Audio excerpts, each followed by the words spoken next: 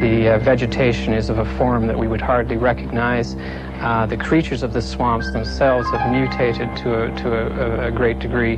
Death Valley lives fully up to its name. Only now people have to live there. There are certainly recognizable cityscapes, and Los Angeles is a strontium swamp. Randall Toy is editor of a new series of Gold Eagle adventure books published by Worldwide Library. They're set in the United States of the near future, after a nuclear holocaust.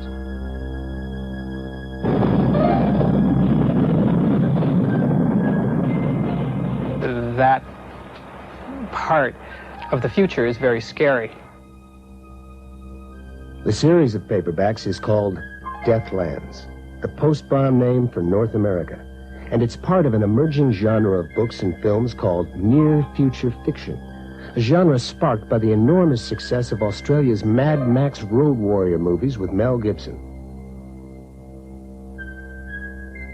So aside from some bizarre punk biker costuming, what is near-future fiction?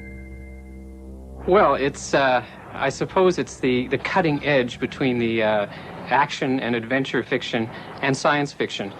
It's something that takes you into the future without taking you away from a way of life that you will recognize, because it is very recognizable. It's just a different social order. Near future would probably be a generation past any nuclear holocaust.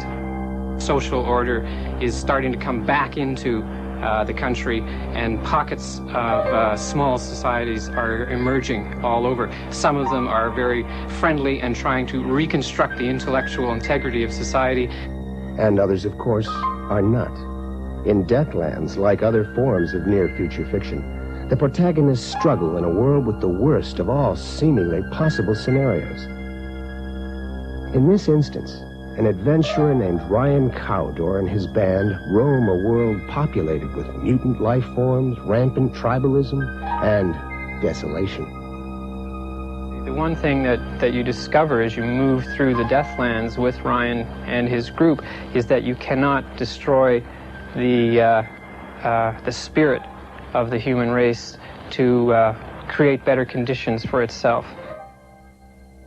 Like classic precursors, 1984, and Things to Come, such Deathlands titles as Red Holocaust and Neutron Solstice feature strong character development with darkly threatening situations. And, like such science fiction favorites as War of the Worlds, Star Wars, and Star Trek, these near-future epics stress adventure and such fantastical elements as teleportation. One of the things is the redoubts. These redoubts were pockets of survivalist mechanisms. These had existed in legend throughout the generation after the Armageddon, and now this group of people, led by Ryan Cowdor, is going about discovering them. And one of the things they discover is a locational gateway, which allows them to move to different locations within the country, but within the same time period. As they travel throughout the United States, reminders of the pre-Holocaust past surface. Some areas of the country which have received, I guess, the type of damage you would associate with a neutron bomb, have canyons of tall buildings still standing, and recognizable ones. But the buildings are inhabited now by very closed societies and cults and sects, and some are working for the good of mankind and others are working against it.